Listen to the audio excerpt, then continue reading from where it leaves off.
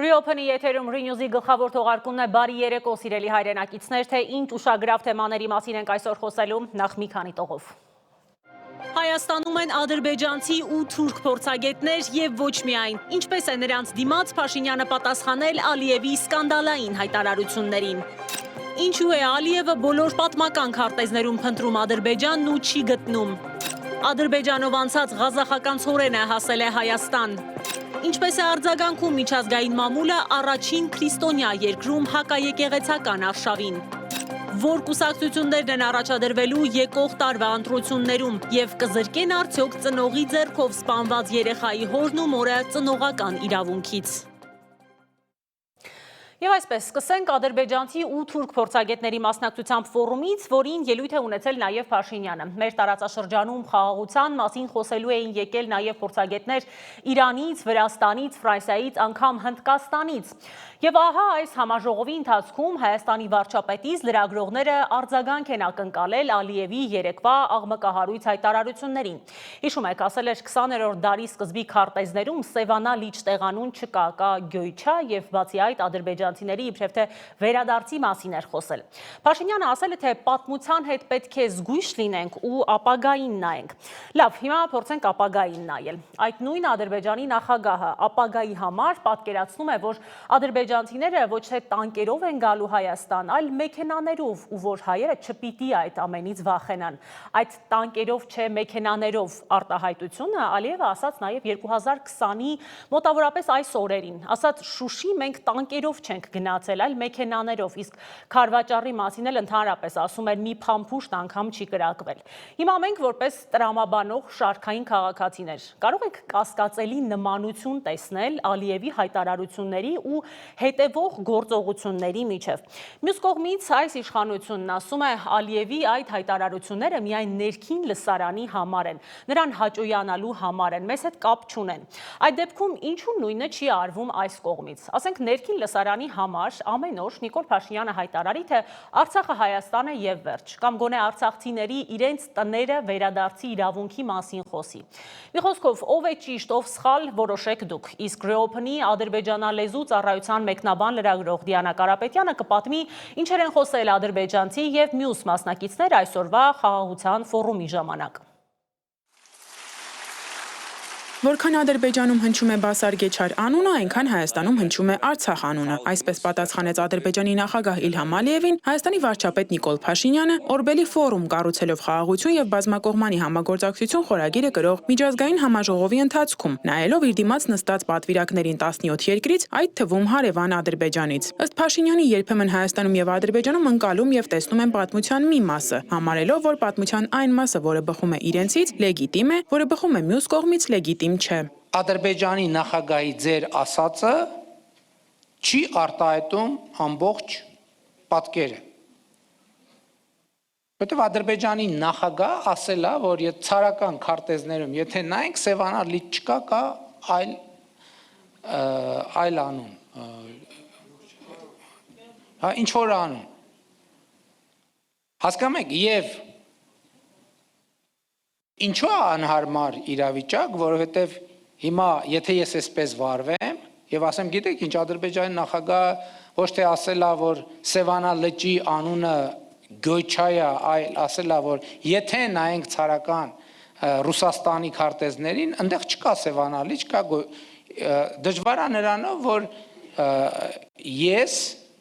փոխանակ ձեր հարցին պատասխանեմ, նախ պիտի պարզաբանեմ, թե ինչ ասել Ադրբեջանի նախագահ։ Վարչապետ Փաշինյանը ըստ էության Ալիևի լեզվով պատասխանեց այն պնդումներին, թե օրինակ Սևան չկա, կա Գյոչա, իսկ Երևանը կամ ինչպես իրենք են նշում Երևանը, ադրբեջանական քաղաք է, ինչ որ պահի նվիրված Հայաստանին։ 20-րդ դարի սկզբին հին ռուսական կայսերական քարտեզները հստակ ցույց են տալիս, որ այսօրվա Հայաստանի տարածքում գրեթե բոլոր տեղանուններն ադրբեջանական ծագում ունեն։ Չկա Սևանա լիճ, բայց կա Գյոյչա լիճը։ Մենք չենք ստեղծել այս քարտեզները, դրանք կազմել է ցարական Ռուսաստանը, որը Ղարաբաղը վերաբնակեցրել է Իրանի եւ Արևելյան Անատոլիայի հայերով էթնիկ կազմը փոխելու համար։ Այս քարտեզներն արտացոլում են պատմական ճշմարտությունը։ Նիկոլ Փաշինյանը ընդգծել է, պետք է զգույշ լինել պատմության հետ։ Պատմական սոցիալ հոգեբանությունը մի բան չի, որ սենց ռուբիլնիկը քաշես ու կանգնացնես, անջատես, անջատիչով։ Մենք պետքա կարողանանք անցյալը տարբերակել ապագայից։ Ընդ որում ապագան այսօր է եւ ապագան նույնիսկ 2024 ապագան նույնիսկ 2024 թվականն է։ Մենք արդեն 2 տարի ապրում ենք ապագայի մեջ։ Հատկանշական է, որ այս միջոցառմանը մասնակցում էին նաև ադրբեջանցի փորձագետներ, որոնցից մեկը, ի դեպ, վերջին շրջանում արդեն երկրորդ անգամ է այցելում Հայաստան։ Անդրադառնալով այսպես կոչված Զանգեզուրի միջանցքի եզրույթին, Թոփչիբաշև կենտրոնի ղեկավար Ռուսիֆ Հուսեյնովը նշել է, որ Ադրբեջանի համար դա ավելի լայն հասկացություն է եւ չի վերաբերում միայն թրիփին։ Այն չի վերաբերում թրիփին եւ ի տարբերություն Հայաստանի դա չունի բացասական նրբերանգ։ Երբ մենք ասում ենք միջանցք, Հայաստանում այլ կերպ են ընկալում, Ադրբեջանում այլ։ Փորձագետներին հիշեցրին Իլհամ Ալիևի վերջին հայտարարությունները, թե Սևանալիչ չկա, այլ կա Գյոյչա եւ հարց ուղեցին արդյոք այս խոսույթը չի խանգարում խաղաղության գործընթացին։ Ադրբեջանցի փորձագետները խուսափեցին ուղիղ պատասխանից։ Ադրբեջանում հարցը պետք է Ադրբեջանի պաշտոնական անձանց ուղեք, սակայն եթե փորձագիտական կարծիք եք հարցնում, առաջարկում եմ, որ ստուգեք Վաշինգտոնի հռչակագիրը, որը վերաբերում է տարածքային ամբողջականության, սահմանների անխախտելիության երկուստեք ճանաչմանը։ Reopen Media-ի այն հարցին, թե Ալիևի նման հայտարարությունների ֆոնին որոնք են Ադրբեջանի ներհասարակական սեգմենտում այն կարմիր գծերը, որոնց հետ աշխատանքը բարդ է անգամ Ադրբեջանի ղեկավարության համար եւ ինչ է արվում այս ուղղությամբ, ադրբեջանցի փորձագետները պատասխանել են. աշխատանքը դժվար է։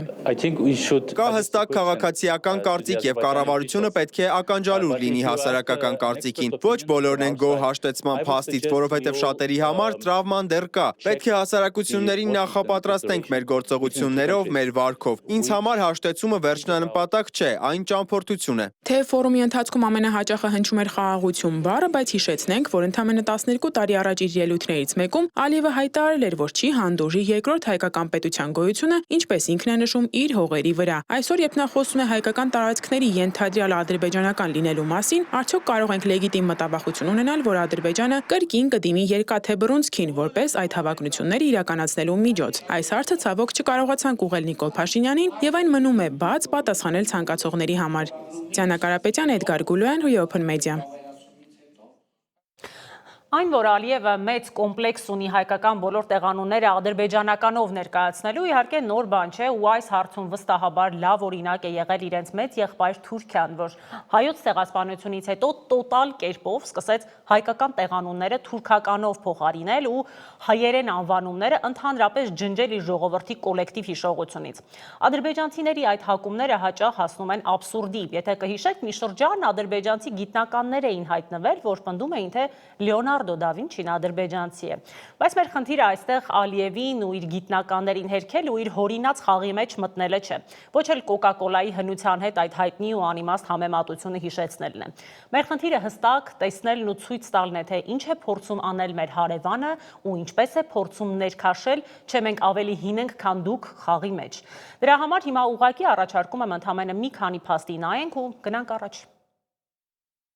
Արդեն քանի տարի պատմական քարտեզներում իր երկրի անունը փնտրող Ալիևը իրենց հնարած անուններով է փորձում լցնել նոր քարտեզները։ Որտեղ է Ադրբեջանը, հիմա այն Կովկասյան լեռներից հարավ-արևմուտքում է, իսկ որտեղ էր Ալիևի տեսած քարտեզների ստեղծման ժամանակ։ Չկար ոչ Ադրբեջան, ոչ այսպես կոչված ադրբեջանցի կամ Կովկասի թաթարներ, ինչպես վերջին դարերի պատմության մեջ իրենք կոչվում են։ Հերոդոտոսն իր պատմություն աշխատության մեջ պատմում է Աքեմենյան Պարսկաստանի կազմում Հայաստանի վարչական դրության մասին։ Նա նշում է, որ Հայաստանը տարեկան զգալի հարկ էր վճարում։ Հույն զորավար եւ պատմիչ Քսենոփոնն իր Անաբասիս երկում ներկայացրել է 10,000 հույն վարձկանների նահանջը Պարսկաստանից, որի ճանապարհն անցել է հայկական լեռնաշխարհով։ Սա ականատեսի վկայություն է հին Հայաստանի կյանքի ու կենցաղի մասին։ Հույն աշխարհագիր Ստրաբոնի աշխարհագրություն աշխատությունը հնագույն Հայաստանի մասին ամենաընդգրկուն աղբյուրներից է։ Նա մանրամասն նկարագրում է մեծ հայքի եւ փոքր հայքի սահմանները, լեռները, գետերն ու բերրի հովիտները, ինչպիսին է Արաքսի ավազանը։ Հույն կենսագիր Պլուտարքոսն իր զուգահեռ կենսագրություններ պատմության մեջ հիացմունքով է խոսում Տիգրանի կառուցած մայրաքաղաք Տիգրանակերտի մասին, այն անվանելով հարուստ ու գեղեցիկ քաղաք։ Սրանք մի քանի պատառիկներ են դեռևս մեր թվարկությունից առաջ, որպես կողքի աչք։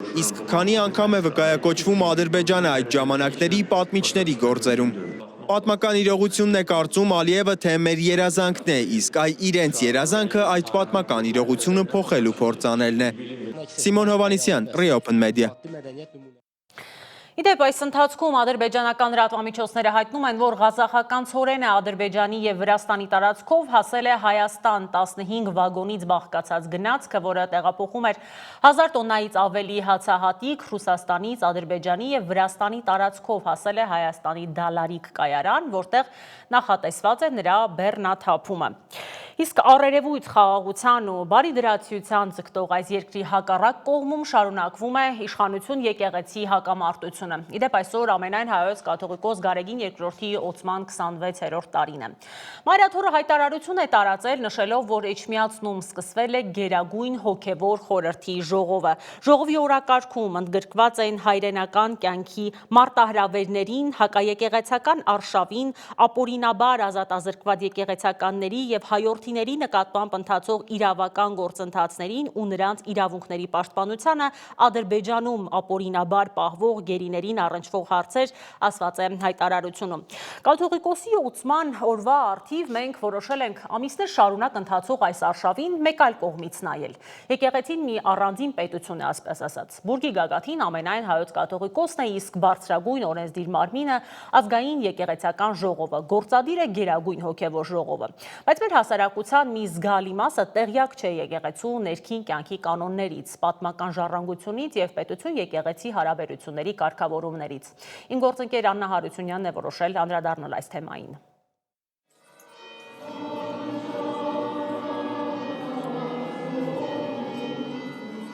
Նոյեմբերի 4-ին նշվում է ամենայն հայոց Գարեգին II կաթողիկոսի գահակալության 26-րդ տարեդարձը։ Գարեգին II-ը հայ եկեղեցու 132-րդ հովապետն է։ Մի երկար շղթա, որը սկիզբ է առել 4-րդ դարի սկզբին Սուրբ Գրիգոր Լուսավորչից եւ շարունակվել է 17 քառորդ դար, չնայած պետականության բազմակի կորուստներին, պատերազմներին ու հայրապետական աթոռի հաճախակի տեղափոխություններին։ Այս երկար ցուցակում եղել են հայրապետեր, որոնք ոչ միայն եկեղեցու, այլև ազգի համար են եղել ազգային կյանքի ու արտաքին թշնամուն դիմակայության ճարտարապետ։ Սուրբ Գրիգոր Լուսավորիչը դրեց եկեղեցու կազմակերպական եւ կանոնական ամուր հիմքերը։ Սուրբ Ներսես Մեծը հիմնեց առաջին համապարփակ սոցիալական հաստատությունները, ներսեսյան կառույցները, հիվանդանոցներ, որբանոցներ, աղքատանոցներ, իսկ Սուրբ Սահակ Պարթևը դարձավ հայ գրերի ստեղծման գլխավոր հովանավորն ու հայ ինքնության պահպանության գլխավոր դերակատարներից մեկը։ Դարեր անց նրանց գործը շարունակեց Սուրբ Ներսես Շնորհալին, որը թուղթ ընդհանրական կոնդակով կոչ արեց ողջ հայությանը միասնության, հոգևոր մաքրության, բարոյականության եւ եկեղեցական կարգապահության ամրապնդման։ Հովանես Օձնեցին կանոնակարգեց եւ ամրագրեց հայոց եկեղեցու տիսական եւ դավանական կանոնները։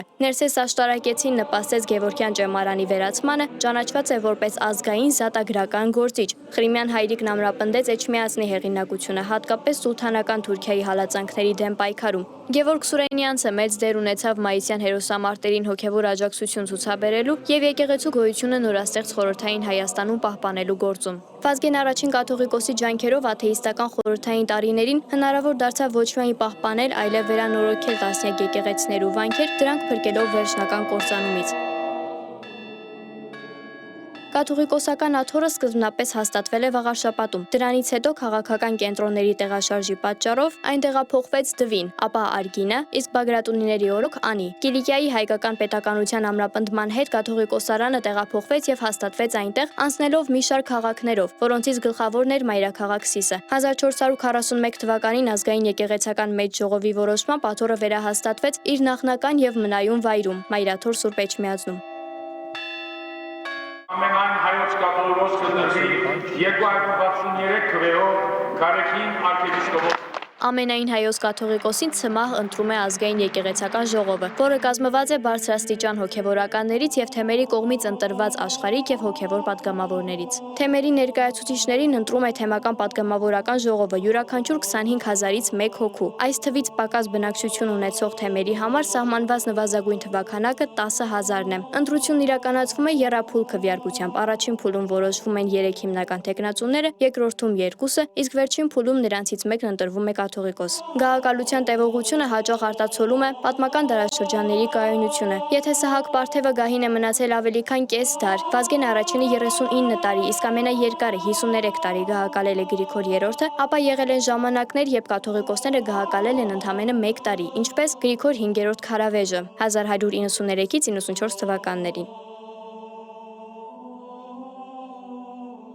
Իսկ ինչպես է կառուցված եկեղեցու ներքին նվիրապետությունը։ Այն ունի 3 հիմնական աստիճան։ Բարձրագույնը եպիսկոպոսականն է, որի գլուխ կանգնած է կաթողիկոսը, իսկ երրորդը սարկավագական աստիճանն է։ Եթե հոգևորական ու կուսակրոնության ուխտ է ընդունում, դառնում է աբեղա, ապա վարդապետ, ծայրագույն վարդապետ, եպիսկոպոս, արքեպիսկոպոս, պատրիարք։ Կուսակրոնության ուխտ չընդունածները դառնում են ամուսնացյալ քահանաներ։ Մեր հասարակության զգալի մասը տեղյակ չէ եկեղեցու ներքին կյանքի կանոններից։ Շատերը աստիճանակարգումից ու պատմական ժառանգությունից, ոմանք էլ սահմանադրությամբ պետություն եկեղեցի հարաբերությունների կարգավորումներից, բայց հենց այդ մանրամասներն ու հանգամանքներն են այսօր հայտնվել հանրային քննարկումների եւ հակասական գնահատականների կիզակետում։ Հասարակության ընկալումներում եկեղեցու դերն ու նրա առաջնորդի հեղինակությունը տարբեր կերպ են արտացոլվում։ Կաթողիկոսի գահակալության 26-ամյակն է, դուք ինչ եք տեսել կաթողիկոսի գործունեությունը։ Ուրեմն ինքը դեռ կաթողիկոս չէր, Արարատյան թեմի։ Մեր շենքը բաժար ընկավ ու կտորը չկար։ Ընդհանրապես տանիքը չկար։ Միայն ինքը քաղաքապետարանը ոչ մի բան փող գումար տվեց, որ տանիքը, այսինքն 3 հարգաներ, 3-րդ հարգը չկար։ Այդպես եմ իրան հիշում։ Ուղղակի մենք եկեղեցի ենք գնում, ոմ ենք վարում, վերջացավ դրանով, այդքան մի բան նորմալ։ Բայց բան ես չեմ լսել, չեմ տեսել։ Ոչ մեկից։ Եկեղեցի Աստված կա, շո։ Կա։ Աստված կա, եկեղեցականներին ով էր հավատում, ճիշտ է անում։ Ես կոնկրետ դեմ եմ իրան։ Եթե իմ կարծիքը հարցնեք, ես կուզենամ, որ ինքը գնա։ Ես իր մասին վատ բան չեմ կարող ասեմ։ Շատ սիրում եմ պաշտոն, ինչ բիմ ասել։ Գարեգինն էլի։ Ինձ համար շատ հարգված մարդ է մեր կաթողիկոսն է։ Ինչ պետք է անի, ինքը իր գործը արել է, էլի, ոնց հասկանամ։ Եկեղեցին կաթողիկոսը նույն բանն են, դրանք ինչ տարբերություն։ Կաթողիկոսին ոչ են կարող առանձնացնել եկեղեցուց։ Դա չէ, պատիվ չի բերում, էլի։ Մենք ինձ թվում է մեզ տարիների ընթացքում ես այն հասկացա, որ մեր ժողովուրդը միասնական հասկացողություն չունեն։ Դա երևի պետություն չունենալու արդյունքն է, այտենց էլ էլի ես որոշում։ Աննա Հարությունյան, Սիմոն Հովանիսյան, Վարդան Պողոսյան, Reopen Media։ Երբ երկրի առաջին դեմքը սկսեց այդպիսի լավ անընդունելի ասենք, բառապաշարով խոսել եկեղեցականների ու կաթողիկոսի մասին, շատերիս առաջին արձագանքը շոկն էր, թե ընդհանրապես ոնց կարող է այսպիսի բան լինել։ Հետո նոր սկսեցինք անցնել տրավմայի հաղթահարման փուլերով, բայց այս ընթացքում չհասցրինք նկատել, որ աշխարհի համար ևս դա շոկային էր, ու դա պիտի բաժանենք երկու մասի։ Քրիստոնյա աշխարհ, որտեղ ապշած հետևում են, թե ինչ է կատարվում աշխարհում քրիստոնեությունն առաջին ընդունած երկրում եւ թուրքական աշխարհ, հատկապես Թուրքիա եւ Ադրբեջան, որի մամուլում հայտնվող եկեղեցականների դեմ յուրաքանչյուր լուր մեծ ոգևորությամբ ու խինդով է ընդունվում։ Որպես ամեն օր թուրքական մամուլին հետևող լրագրող, ասեմ, որ իրենք հաճախ են շեշտում եկեղեցու որպես Սփյուռքի արմատական շահերի եւ ցեղասպանության ճանաչման գլխավոր կենտրոնի դերը։ Մի խոսքով տեսնենք ինչ տեսք ունի այս ամենը դրսից։ Հեղափոխական ներկայի եւ արմատացած անցյալի միջև պայքար, հենց այսպես է որակել ամերիկյան Jamestown Foundation բարբերականը Հայաստանում իշխանություն եկեղեցի հակամարտությանը։ Ըստ հաստատության փորձագետների Նիկոլ Փաշինյանի կառավարությունը հետևողականորեն թուլացնում է այն ինստիտուտները, որոնք պատմականորեն սերտ կապեր ունեն Ռուսաստանի հետ։ Այս տեսանկյունից եկեղեցին որպես ազգային ինքնության եւ արժեքների պահապան դիտվում է որպես առանցքային ուժ, որը կարող է խոչընդոտել Հայաստանի վերջնական վերակողմնորոշումը դեպի արևմուտք։ Այս տեսակետը գրեթե ամբողջությամբ կիսում են նաև ռուսական վերլուծական շրջանակները։ Մասնավորապես Նիզավիսիմայա Գազետան եկեղեցու դեմ ուղղված գործողությունները կապում է Հայաստանի հապկից եւ ռուսական ազդեցությունից հեռանալու ընդհանուր քաղաքականության հետ։ Թերթի մեկնաբանությամբ եկեղեցին Փաշինյանի արևմտամետ կուրսին դիմադրող վերջին խոշոր հենակետերից է։ Բարձրաստիճան հոգևորականների ձերբակալությունները եւ եկեղեցու նկատմամբ ճնշումները չեն վրիպել միջազգային իրավապաշտպան կազմակերպությունների տեսադաշտից։ Christian Today-ը հղում անելով Amsterdam and Partners միջազգային իրավաբանական ընկերության զեկույցին լայնորեն անդրադարձել է Հայաստանում կրոնական ազատության վիճակին։ Զեկույցում կառավարություն մայրաթոր դիմակայությունը մեկնաբանվում է որպես եկեղեցու դեմ աննախադեպ հալածանքների արշավ։ Փաստաթղթում նշվում է, որ Միքայել arczepiskopos Աջապահյանին 2 տարվա ազատազրկման են դատապարտել կառավարությունը քննադատելու համար։ Christian Solidarity International կազմակերպությունը նույնպես կոչ է արել Հայաստանի իշխանություններին դադարեցնել միջամտությունը եկեղեցու ներքին գործերին։ Հակամարտությանը հատուկ ուշադրություն է դարձրել նաև արաբական լրատվական դաշտը։ Ալ Ջազիրան անդրադառնալով վարչապետի ամենայն հայոց կաթողիկոսի հասցեին կուսակրոնության ուխտը խախտելու, այս քայլը որակել է գիտակցված հարված եկեղեցու ինստիտուցիոնալ հեղինակությանը։ Ըստ հեռուստատեսության կայքի այս դիմակայությունը խորացնում է բևեռացումը հայ հասարակության մեջ, սակայն այն պետք է դիտարկել ոչ թե որպես պետության պայքար ընդդեմ եկեղեցու, այլ որպես անձնական բախում Փաշինյանի եւ Գարեգին II-ի միջև։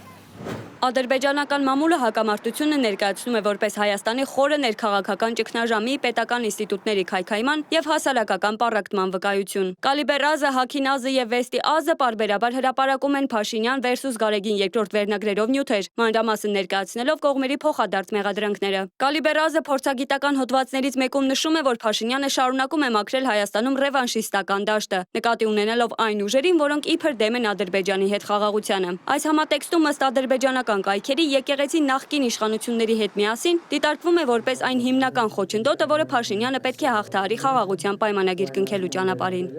Թուրքական լրատվամիջոցները, ինչպիսիք են պետական Անադոլու գործակալությունը եւ TRT Haber-ը, իրենց հերթին ավելի շատ կենտրոնանում են գործընթացի ռազմավարական նշանակության վրա։ Նրանք եկեղեցին ներկայացնում են որպես հայկական սփյուռքի արմատական շահերի արտահայտիչ Հայաստանի ներսում։ Ըստ թուրք վերլուծաբանների, եկեղեցին խոչընդոտում է Փաշինյանի անցյալը բաց թողնելու եւ հարևանների հետ պրագմատիկ հարաբերություններ կառուցելու փորձերին։ Թուրքական որոշ մեկնաբաններ եկեղեցին համարում են ցեղասպանության ճանաչման քաղաքականության գլխավոր գաղափարական կենտրոնը, որը իրենց կարծիքով թույլ չի տալիս երկու երկրներին առաջ շարժվել։ Հետևաբար եկեղեցու ազդեցության թուլացումը դիտարկվում է որպես դրական քայլ, ինչպես նրանք են նշում, այս պատմական բեռից ազատվելու համար։ Ի տարբերություն ադրբեջանական մամուլի, որը ակնհայտ հաճույքով մանրամասնում է կաթողիկոսի ենթադրյալ անձնական կյանքին վերաբերող մեղադրանքները, թուրքական լրատվամիջոցների համար կարևոր է ոչ թե սկանդալը, այլ դրա հետևանքները տարածաշրջանային նախագծերի համար, ինչպիսիք են այսպես կոչված Զանգեզուրի միջանցքը եւ սահմանների բացման գործընթացը։ Նրանց վերլուծությունների առանցքում այն հարցն է, թե ինչպես է այս հակամարտությունը թուլացնում Ռուսաստանի դիրքերը Հարավային Կովկասում։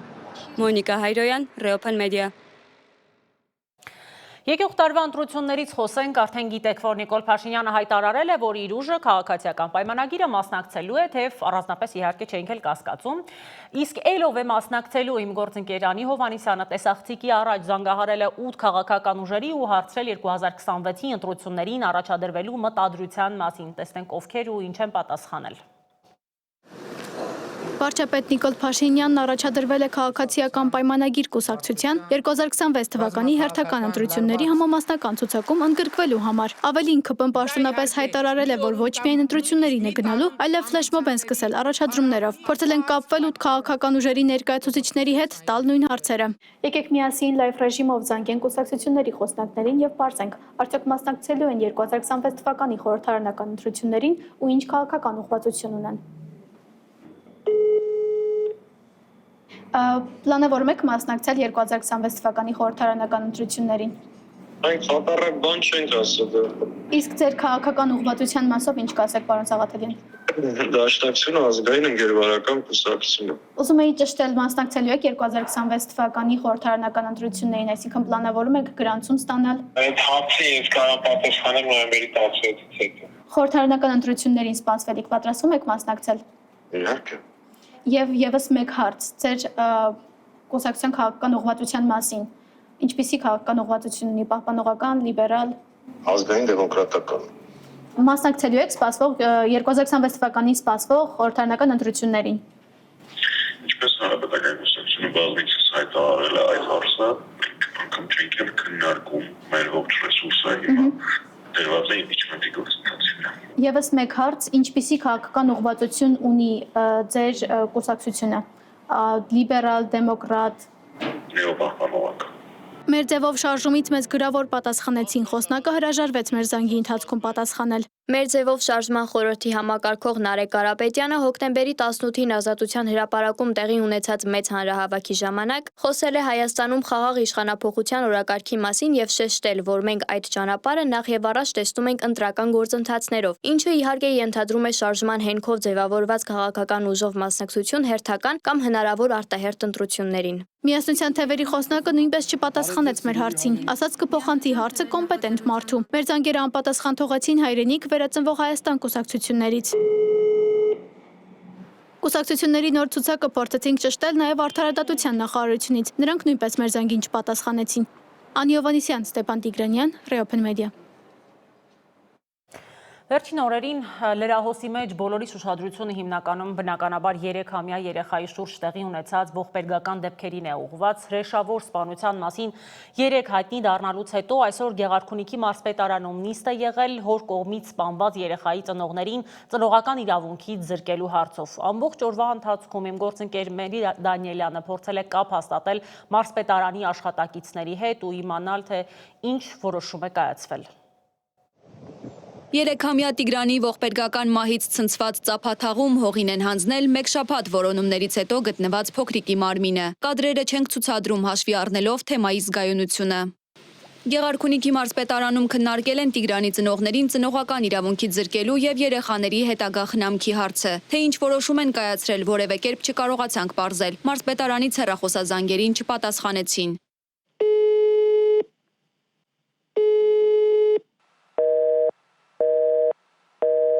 Ծափաթաղի վարչական շրջանի ղեկավար Դավիթ Գզողյանը այսօր ԵՄ-ի հետ զրույցում ասել է, որ փաստաթղթերով երեխայի թե մայրը, թե հայրը առողջ են։ Ընտանիքում մեկ երեխա ունի առողջական խնդիրներ, բայց դեռ որոնումների օրերին այնտեղ գնացած մեր թիմին գյուղացիներն ասել էին, որ ընտանիքում գրեթե բոլորը հոգեկան առողջության հետ կապված խնդիրներ ունեն։ Երեխայի դին հայտնաբերելու հաջորդ օրը ներքին գործերի նախարարը բացահայտեց փոքրիկի մահվան հանգամանքները։ Սպանել է հայրը խեղդամահ անելու ճանապարհով։ Երեխայի հայրը նշել է, որ ներընտանեկան որոշակի հարցադրման շրջանակներում է վրա հասել դեպքը։ Նախարարի խոսքից ենթադրում ենք հնարավոր է հայրը այս քայլին է դիմել այն բանից հետո, երբ պարզել է, որ ինքը չէ երեխայի կենսաբանական հայրը։ Շատ նախնական տվյալներով Տիգրանը մեծ եղբոր հետ է տնից դուրս եկել, ապա հանդիպել հորը։ Սպանության միակ վկան կարող էր լինել 5 տարեկան եղբայրը, որը սակայն չի խոսում։ Օրեր շարունակ երեխայի հետ աշխատած մասնագետների խոսքով տղան կոկորտն է ցույց տվել, երբ հարցրել են եղբոր մասին։ Հավանաբար ցանկացել է հասկացնել խեղդամահ արվելու մասին։ Երեխայի սպանության մեղադրանքով ձերբակալված հայրը Արմեն Հովանեսովը կալանավորվել է 2 ամսով։ Նախարարն ասում է, ահազանգը ստանալու առաջին օրվանից հոր կողմից երեխայի սպանության վարկածը եւս դիտարկել են իրավապահները։ Այդ դեպքում ինչպես է սպանություն կատարածը մի քանի անգամ տեղափոխել փոքրիկի դին, երբ 6 օր շարունակ Տիգրանին փնտրում էին հարյուրավոր ոստիկաններ ու կամավորներ։ Ինչու կասկածվող հայրը իրավապահների ուշադրության կենտրոնում չի եղել։ Ըստ նախնական ցուցմունքի երեխայի հոր նա երեխայի մարմնի տեղափոխություն է իրականացրել տարածքների։ Մի հետաքրքիր փաստ կա, որ հենց սկզբից ուշադրություն էր գրավել։ Երեխայի անհետանալու հենց հաջորդ օրը քրեական բարույթ էր հարուցվել սպանության հոդվածով։ Մերի Դանիելյան, Open Media։ Այլ թեմայի անցնենք, ռուս-ուկրաինական ճակատում կատաղի մարտեր են Դոնեցկի մարզի Պոկրովսկ քաղաքի համար պայքարը թեժացել է, քանի որ ռուսական ուժերը պնդում են, որ առաջ են շարժվում։ Եթե Ռուսաստանին հաջողվի գրավել Պոկրովսկը, դա իրենց համար շատ կարևոր կլինի թե ռազմավարական առումով, քանի որ կարևոր տրանսպորտային հանգույց է, թե քարոզչական որպես մեծ հաղթանակ։ Սա նրանց կօգնի ավելի մոտենալ Դոնբասի ամբողջական գրավմանը, սակայն մասնագետները նշում են, որ նույնիսկ Պոկրովսկի անկման դեպքում Ուկրաինան դեռ ունի շատ կարևոր ռազմավարական քաղաքներ Սլավյանսկն ու Կրամատորսկը, որոնք մնում են տարածաշրջանում նրանց գլխավոր հենակետերը։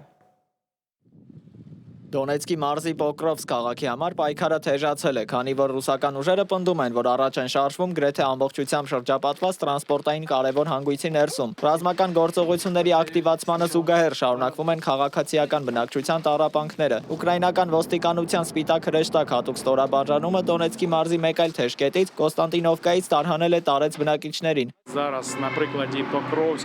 Մենք այլևս չենք կարող մտնել Պոկրովսկ։ Մենք մարդկանց խնդրում ենք ոտքով հասնել մոտակա գյուղեր, որտեղից էլ կարող ենք դրանց վերցնել։ Մեքենայով քաղաք մտնելը նշանակում է, որ դուք դառնում եք թշնամու թիրախ։ Նրանք անընդհատ հարվածում են երթուղիներին, մեքենաներին եւ տրանսպորտային միջոցներին։ Ռազմավարական նշանակության Պոկրովսկ քաղաքի համար մարտերը սկսվել են 2024 թվականի հուլիսից։ Ուկրաինական զորքերի դրությունը կրիտիկական է դարձել այս տարվա հոկտեմբերին, երբ ռուսական 200 հոգանոց հատուկ նշանակության ջոկատը հարավից թափանցել է քաղաք, ստեղծելով սպիտակ գոտիներ եւ սպառնալով կտրել մատակարարման ուղիները։ Հոկտեմբերի 29-ից քաղաքը պաշտպանող ուկրաինական ստորաբաժանումների դրությունը գրեթե անհուսալի է։ Ուկրաինական բանակի գլխավոր հրամանատար Ալեքսանդր Սիրսկին խոստովանել է բարդագույն դրությունը, լրացուցիչ ուժեր նետելով շրջապատման մեջ հայտնված յուրայիններին։ Մարտերի արյունահեղ ու ավերիչ բնույթը հաստատում է ինչպես նախագահ Զելենսկին, այնպես էլ քաղաքի լայնածավալ ավերածությունները ցուցադրող անկախ տեսանյութերը։ Վերջին օրերին թշնամին Պոկրովսկում որևէ հաջողություն չի ունեցել։ Ճակատում ընթացող բոլոր մարտերի 30%-ը բաժին է ընկնում Պոկրովսկին, եւ ռուսական կառավարվող ավիառումբերի կիրառման մոտ 50%-ը բաժին է ընկնում Պոկրովսկին, այնպես որ հասկանում եք, թե որքան դժվար է մեր տղաների համար։ Մեր գնահատականով 260-ից 300 ռուս է թափանցել քաղաք։ Պոկրովսկի համար մղվող համառ մարտերով Կրեմլն իրականացնում է ավելի լայն ռազմավարական նպատակ՝ ամբողջությամբ գրավել Դոնեցկի մարզը, որը Մոսկվան արդեն իսկ համարում է իր տարածքը։ Վերլուծաբանների գնահատմամբ Դոնեցկի ամբողջական վերահսկողությունը Ռուսաստանի համար կլինի վճռորոշ ռազմաքաղաքական հաղթանակ։ Ենթադրվում է, որ այդ հաջողությունից հետո Մոսկվան կփորձի սառեցնել հակամարտությունը, ուժի դիրքերից բանակցելու, պատերազմն իր պայմաններով ավարտելու եւ տարածքային ձեռքբերումներն ամրագրելու համար։ Պոկրովսկը կարևոր քաղաք է։ Ռուսաստանն առանցքային քաղաքների հարցում առանձնապես շատ կարևոր հաջողություններ չի ունեցել։ Սակայն դա այս տարվա ամենակարևոր հաջողությունը կլիներ նրանց համար քարոզչական առումով եւս բավականին կարևոր է քաղաքը գրավելը, որը նրանք կանեն, կարծում եմ, մինչև տարեվերջ։ Մինչ ռազմի դաշտում շարունակվում է արյունահեղությունը, Ռուսաստանն ակտիվորեն ամրապնդում է իր դիվանագիտական եւ տնտեսական թիկունքը։ Չինաստանի նախագահ Սի Ցինփինը Պեկինում հանդիպելով Ռուսաստանի վարչապետ Միխայիլ Միշուստինի հետ հաստատել է Պեկինի հանձնառությունը խորացնել կապերը Մոսկվայի հետ։ Այս այցը տեղի է ունենում այն պայմաններում, երբ Ռուսաստանը գտնվելով արևմտյան խիստ պատժամիջոցների տակ ձգտում է մեղմել դրանց ազդեցությունը ամրապնդելով տնտեսական կապերը հարավ-արևելյան Ասիայի երկրների, հատկապես Չինաստանի հետ։ Դավիթ Գենջոյան, Reopen Media։ Եվ եթերն ավարտենք դրականով մեր մարզական հաջողությունների մասին Եվրոպայի կրկնակի չեմպիոն Գարիկ Կարապետյանն նվաճել է Եվրոպայի մինչև 23 տարեկանների չեմպիոնի տիտղոսը Հայաստանին բերելով այս առաջնության 6-րդ ոսկե մեդալը երկամարտում նույն տարիքային խմբում աշխարհամասի ուժեղագույնի տիտղոսն էին նվաճել Գառնիկ Չոլակյանը եւ Լիանա Գյուրջյանը մինչև 20 տարեկանների պայքարում չեմպիոնի կոչմանն են արժանացել Ալեքսանդրա Գրիգորյանը, Տիգրան Կարապետյանը եւ Էմմա Պողոսյանը։ Հուսով ենք մեր մարզիկների հաջողությունները լինեն շարունակական։ Սիրելի հայրենակիցներ, այսքանն էր մեր գլխավոր թողարկման համար, շնորհակալ եմ ուշադրության համար, չմոռանաք միանալ մեր YouTube-յան էջին, մեկնաբանել, դա մեզ համար շատ կարևոր է։ Իսկ մենք կհանդիպենք ցտեսություն։